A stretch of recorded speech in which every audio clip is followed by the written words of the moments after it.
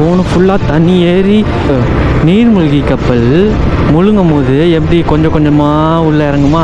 What is this? Vivo authorised service centre. என்னடா கை காமிச்சு விளாண்டுட்டு இருக்காங்க? பார்த்து போடா.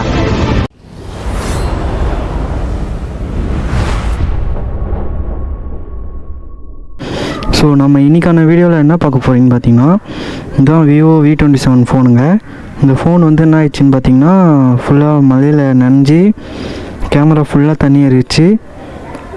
ஸோ நம்ம சர்வீஸ் சென்டருக்கு தான் இப்போ போக போகிறோம். பாருங்கள் எப்படி தண்ணி ஏறி இருக்குன்னு பாருங்கள். இந்த ஃப்ரண்ட் கேமராவும் சரி பேக் கேமராவும் சரி ஃபுல் அண்ட் ஃபுல் தண்ணியில் மூழ்கி கேமராவே ஒர்க் பண்ணாத நிலையில் அப்படியே மங்கலாக தெரியுது. ஸோ அது சர்வீஸ் சென்டரில் போய்ட்டு என்ன பண்ணலாம் அப்படின்னு தான் கேட்க போகிறோம். சர்வீஸ் சென்டர் எங்கே இருக்குதுன்னு பார்த்துக்கிட்டிங்கன்னா, திருமூலவாயில் சைடு தான் நம்ம சர்வீஸ் சென்டர் போகிறோம். இப்போ டைம் வந்து பார்த்திங்கன்னா 11:31 ஆகுது. 16 கிலோமீட்டர்ஸ் இருக்குது. 16 கிலோமீட்டர்ஸ் அங்கே போகிறதுக்கு முன்னாடி நம்ம கம்பெனிக்கு இன்னொருத்தரை கூப்பிட்டுக்கலாம் அப்படின்னு சொல்லிட்டு பார்க்கும்போது நம்ம ஃப்ரெண்டை கூப்பிட்டுக்கலான்னு தான் இப்போ போயிட்டுருக்கிறேன். அவன் வந்து டைப் ரைட்டிங் கிளாஸில் இருக்கிறான். அவன் போயிட்டு அவைலபிளாக இல்லையா, கூப்பிட்டு போகலாமா, அவன் கூப்பிட்டா வருவானா அப்படின்றது பார்த்து தான் கூப்பிட்டு போகணும். இந்த ஃபோன் இப்படி மழையில் நனைஞ்சிருச்சு, இப்படி கேமராவில் தண்ணி போகிற அளவுக்கு அப்படி என்ன ஆச்சு அப்படின்றத நான் உங்களுக்கு போக போக மோட்டோ லாகிங்லேயே சொல்கிறேன். ஸோ வணக்கம், நான் உங்கள் ரீடோமணி. இன்றைக்கான வீடியோவில் நீங்கள் என்ன பார்க்க போகிறீங்கன்னு பார்த்தீங்கன்னா, விவோ V27 ஃபோனை சர்வீஸ் சென்டரில் போய் விட போகிறோம். ஸோ நம்ம சேனலுக்கு யாராவது புதுசாக வந்துருந்தீங்கன்னா மறக்காமல் சப்ஸ்கிரைப் பண்ணி பெல் ஐக்கான் ஆல் கொடுத்து வச்சுக்கோங்க. வாங்க வீடியோக்குள்ளே போகலாம்.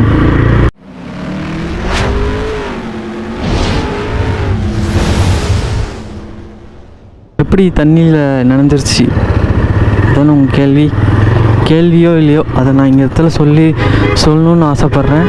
லாஸ்ட்டு சண்டே மிஜான் புயலுக்கு முன்னாடி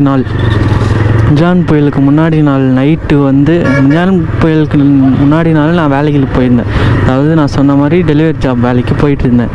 அப்போ என்ன ஆயிடுச்சின்னு பார்த்தீங்கன்னா, கடைசி ஆர்டர் இன்சென்டிவ் முடிக்கிறது கடைசி ஆர்டர் கொடுத்துட்டு, சரி மாதாவரம் ரவுண்டானில் தான் கொடுத்துட்டு மஞ்சம்பாக்கம் வடகரை வழியாக உள்ளே வந்துடலான்ட்டு நினச்சி தான் அந்த சைடு போனேன். கரெக்டாக 9:30 இருக்கும், 9:30-9:45 இருக்கும். அந்த டைமில் ஃபுல்லாக இருட்டாக இருந்துச்சு. சரி அந்த சைடு ஷார்ட்கட்டில் போயிடலாம், வீட்டுக்கு ஷார்ட்கட்டில் போயிடலாம் அப்படின்னு சொல்லிட்டு தான் அந்த பக்கம் சூஸ் பண்ணிட்டு வந்தேன். வேறு எங்கே இருக்கான்னு தெரியலையே.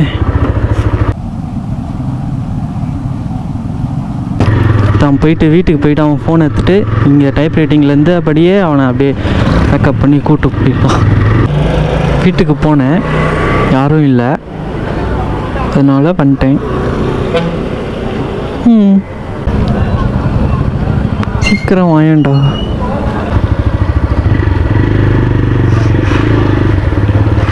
போய் ஃபோன் எடுத்துகிட்டு போகலாம். ஃபோன் எடுத்துகிட்டு இல்லை, வீட்டில் யாரும் இல்லை. வேணாமா? ரைட் விடே. உன் ஃபோன் எனக்கு எதுக்கு? நீ தான்டா ஃபோன் யூஸ் பண்ணுற. இல்லை யூஸ் வேணாம்.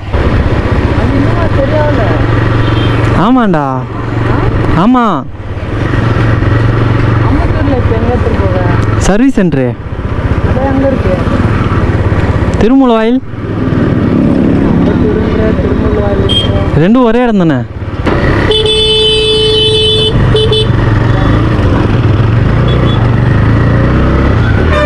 இந்த மாதாவரத்துலேருந்து விட்டோம்.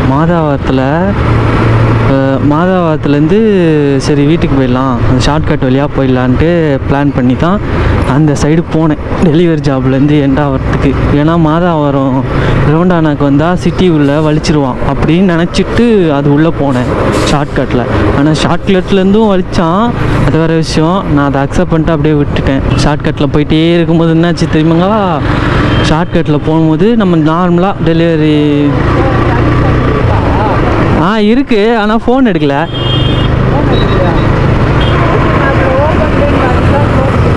கூகுள் மேப்பில் ஓப்பன் தான் காமிக்குது, ஆனால் ஓப்பன் காமிக்கிற இடம்லாம் ஓப்பன்லையா இருக்குது. சாயங்காலம் 6:30 மணிக்கு மூடுவாங்களாம். நார்மலாக டெலிவரி ஜாப் போகிறோன்னா மழை டைமில் போகிறோன்னா தண்ணி அங்கங்கே இருக்கிறது சகஜம்தான். சரி அப்படின்னு நினச்சி தான் தண்ணிக்குள்ளே விட்டேன். தண்ணிக்குள்ளே விட்டோன்னே பாதி டயர் நனைஞ்சிச்சு. ஓகே, பாதி தானே நனையுதுன்ட்டு போயிட்டே இருந்தேன். இன்னும் கொஞ்சம் மேலே ஏறிச்சு. சரி ஓகே போயிடலாம், இன்னும் கொஞ்சம் மேலே மேடு வந்துடும் அப்படின்னு சொல்லிட்டு நம்ம ஆட்டு போயிட்டே இருக்கிறேன். நீர்மூழ்கி கப்பல் முழுங்கும் போது எப்படி கொஞ்சம் கொஞ்சமாக உள்ளே இறங்குமா, அதே மாதிரி நம்ம பைக்கும் அப்படியே கொஞ்சம் கொஞ்சமாக உள்ளே இறங்கிடுச்சு. நானும் ஃபஸ்ட் கியரில் போட்டு முறுக்குறான் குர்ருன்னுச்சு. சரி போயிடலாம் மேடு ஏறிடலான்னு பார்த்துட்டே இருக்கிறேன். நடு வழியில் ஃபக்குன்னு ஸ்டாப் ஆயிடுச்சு. இப்போ ஆழம் எவ்வளோன்னு பார்த்தீங்கன்னா இவ்வளோ இந்த டேங்க் அளவு, இந்த டேங்க்கு பாதி தண்ணி, பாதி அளவு தண்ணி. அப்போனா பார்த்துக்கோங்க சைலன்சர் எவ்வளோ நனைஞ்சிருக்குன்ட்டு. இத்தனைக்கும் இது டிவிஎஸ் ரைடர் 125cc தான். அதுலேயும் நான் முறுக்கிட்டு ஒரு பாதி 500 மீட்டருக்கிட்ட வந்துட்டேன். அந்த ஆழத்தில் அப்படியே கொஞ்சம் கொஞ்சமாக இறங்கி அவ்வளோ தூரம் வந்துட்டேன். இப்போ இன்னும் முன்னாடி பார்த்தோன்னா 1 கிலோமீட்ரு 700 மீட்டரோ அவ்வளோ கிலோமீட்ரு நான் இப்போ நடந்து போக வேண்டிய சுச்சுவேஷன். இப்போது அப்படியே தள்ளிட்டு போயிட்டே இருக்கிறேன்.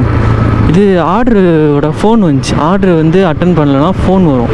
ஃபோன் வந்து பேக்கெட்டில் இருந்துச்சு. ஆனால் நான் பேக்கெட்டில் இந்த ஃபோனே மறந்துட்டேன். It's just part of delivery man life. Delivery மேனுக்கு இவ்வளோ ஸ்ட்ரகிள்ஸ் இருக்க தான் செய்யுது. அது என்னென்ன ஸ்ட்ரகிள்னால் மழையில் நனைஞ்சிக்கிட்டே ஓட்டணும். ரெயின் கோட் போட்டாலும் அந்த மழை அப்படி குத்தும் ரெயின் கோட்டில் போகும்போது. ப்ளஸ் ஹெல்மெட்டை பார்க்கவே முடியாது. ஹெல்மெட்டை க்ளோஸ் பண்ணிட்டு தான் ஓட்டணும். க்ளோஸ் பண்ணிட்டு ஓட்டுறப்பயே ஹெல்மெட் ஃபுல்லாக தண்ணி அப்படியே எதிர்க்க வர மழை தண்ணி அடிச்சுட்டே இருக்கும். அதனால் டெலிவரி மேன் லைஃப்பில் ரொம்ப ஸ்ட்ரகிள் தான். மழையிலும் சரி, நார்மலாக போகும்போது இந்த மாதிரி டிராஃபிக்கில் போய் மாட்டுவாங்க. ஜஸ்ட் ஒரு சின்ன ஆர்டர் கூட இவ்வளோ பெரிய டிராஃபிக்கில் மாட்டி தான் அவ்வளோ நேரத்தை செலவு பண்ணி தான் உங்களுக்காண்டி வந்து ஃபுட்டெல்லாம் தந்துட்டுருக்காங்க. ஃபோன் வந்து வந்தது அப்புறம் தான் தெரியும். நான் வந்து அந்த இடத்துல மறந்துட்டேன். சரி ஃபோன் நினையாதான்ட்டு அந்த இடத்துல யோசிக்கவே இல்லை. அது யோசிச்சிருந்தேன்னா நான் அந்த ஃபோனை டக்குன்னு எடுத்து பேக்கில் வச்சுருப்பேன், இல்லைனா ஃப்ரண்ட் கவரில் வச்சுருப்பேன். ஃபோன் என்ன ஆயிடுச்சுன்னா, நம்ம இடுப்பளவு தண்ணி இருந்த காரணத்தால் அந்த ஃபோனு இந்த பேக்கெட்டில் தான் இருந்துச்சு, சைடு பேண்ட்டு பேக்கெட்டில் இருந்துச்சு. அந்த ஃபோனும் சேர்த்து ரெயின் கோட்டோடு நனைஞ்சிச்சு. ரெயின் கோட் போட்டிருக்குமே ஃபோனுக்கு எதுவும் ஆகாது, தண்ணியில் கூட நடக்கலாம் அப்படின்னு மட்டும் நினச்சிடாதீங்க. ஃபோனு ஃபுல்லாக தண்ணி ஏறி கேமரா யூஸே பண்ண முடியாத அளவுக்கு ஃபோனுக்குள்ளே அவ்வளோ தண்ணி ஏறி கிடக்கு. ஆனால் ஃபோன் எடுத்து பார்த்தா ஒர்க் பண்ணுது. கேமராவில் மட்டும் தண்ணி ஏறி இருக்குது. இப்போ வரையுமே ஒர்க் ஆகிட்டு தான் இருக்குது. அந்த கேமராவில் இருக்க தண்ணினால் விவோ V27னாலே அந்த கேமரா தான். அந்த கேமராக்கே இப்படி ஒரு நிலமைன்னு நினைக்கும் போது தான் ரொம்ப மனசுக்கு கஷ்டமாக இருக்குது. ஏன்னா அந்த ஃபோனை வந்து ரேமு ரோமுக்கு மட்டும் பார்த்து வாங்கலை, மெயினாக கேமரா, அதுக்குன்னு தனித்துவமான கேமரா வச்சு புதுசாக சோனி கேமரா வச்சு கொடுத்துருக்காங்க. அதனால தான் அந்த ஃபோனுக்கு நான் போனதே. இந்த மாதிரி விலாகிங் பர்பஸ்க்கு, மோட்டோ விலாகிங், அது வின்னாய்ஸ் அடிக்குது, அதெல்லாம் செக் பண்ணிட்டேன். மோட்டோ விலாகிங்கில் ஃபோன் வச்சு யூஸ் பண்ண முடியல. அதனால தான் அந்த ஃபோன் வாங்கினதுக்கப்புறம் ஒரு 6 மாதம் கஷ்டப்பட்டு கோப்ரோ வாங்கியிருக்கேன். சேனலில் செக் பண்ணி பார்த்தீங்கன்னா தெரியும், முன்னாடி இந்த விலாக்ஸ்லாம் அந்த ஃபோனில் தான் ஷூட் பண்ணிப்பேன். அவ்வளோ கிளியராக இருக்கும். இப்போ அந்த ஃபோனுக்கு இப்படி ஒரு நிலைமையான்றதப்போ தான் எனக்கு ரொம்ப கஷ்டமாக இருக்குது. இப்போ இதை ரெடி பண்ணுறதுக்கு எவ்வளோ செலவு ஆகும்னு தெரியல. ஏன்னா இதில் மெயினானதே கேமரா தான். கேமரா வந்து தனித்துவமான கேமரானால் நான் எதுவுமே சொல்ல மாட்டேங்க. கேமரா ஃபால்ட் ஆகலை. அந்த லென்ஸ் இருக்குல்ல, அந்த லென்ஸில் மட்டும் தண்ணி போய் உக்காண்ட்ருக்குது. அந்த லென்ஸை க்ளீன் பண்ணிட்டாலே கேமரா எதுவுமே ஃபால்ட்டே இல்லை. ஏன்னா நான் வீடியோ எடுக்கும்போது அந்த லென்ஸில் இருக்க தண்ணி மட்டும் தான் எனக்கு தெரிஞ்சது. கேமரா ஃபால்ட்டாகவே தெரில. எனக்கு என்ன பயம்னா, கேமராவில் தண்ணி பட்டால் கேமரா எதாவது ஆகுமா, இல்லை ஃபோனுக்குள்ளே இருக்கிற மதர் போர்டு எதாவது ஆகிருக்குமா அப்படின்ற ஒரு சந்தேகம் தான் இருக்குது. இப்போ டைம் என்னென்னு பார்த்தீங்கன்னா 12 நம்ம வந்து 11:30 11:15 கிளம்பணும். இந்த பையனை டைப் ரைட்டிங்லேருந்து கூட்டிகிட்டு வரேன்னு சொல்லிட்டு அதுக்கே ரொம்ப டைம் ஆயிடுச்சு.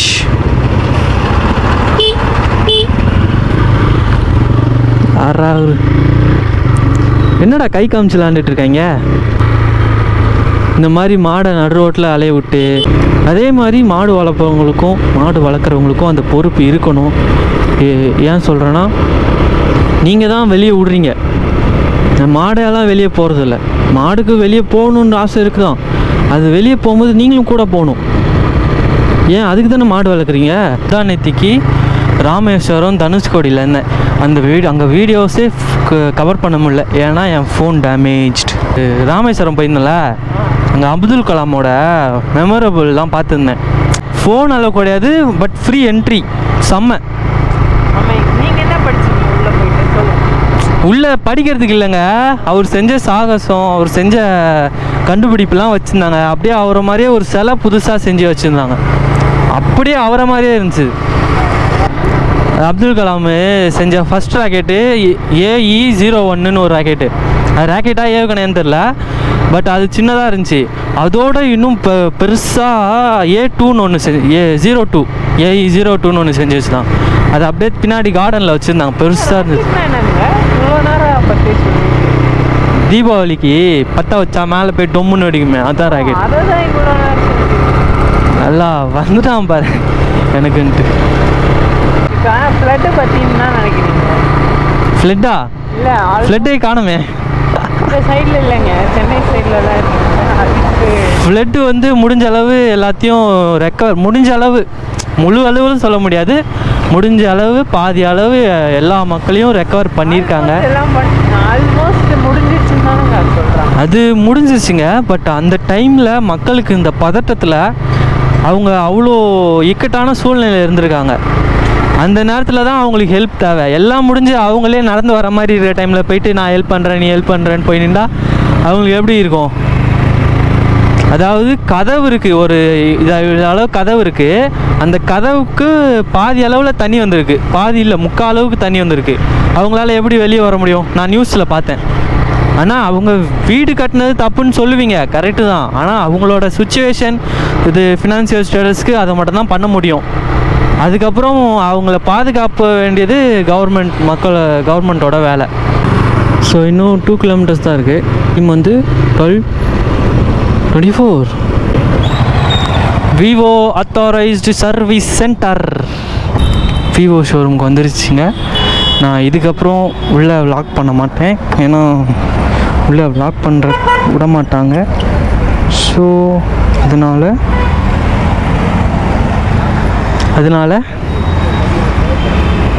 இதெல்லாம் மோட்டோ விளாகிங்கில் கண்டினியூ பண்ணுறேன்.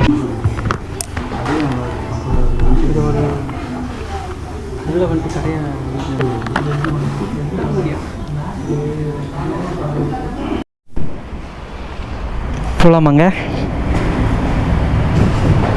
என்ன தெரியுமா சொன்னாங்க,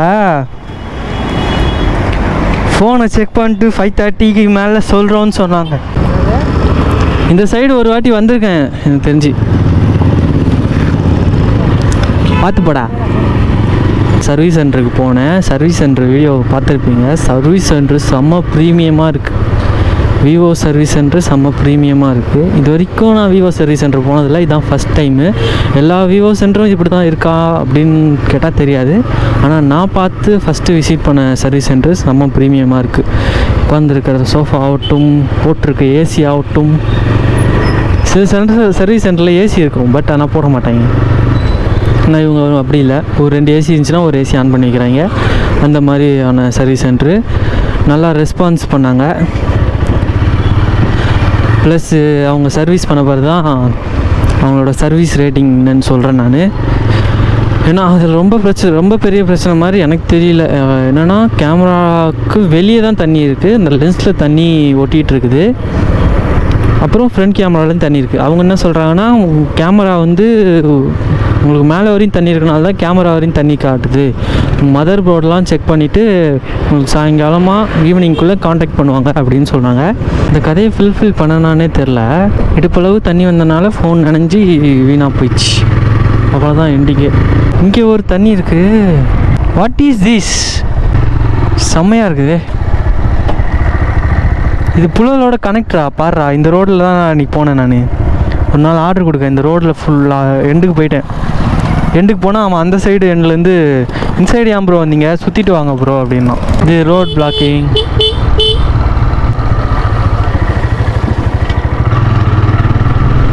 ஓ மை காட், செடியெலாம் என்ன இப்படி?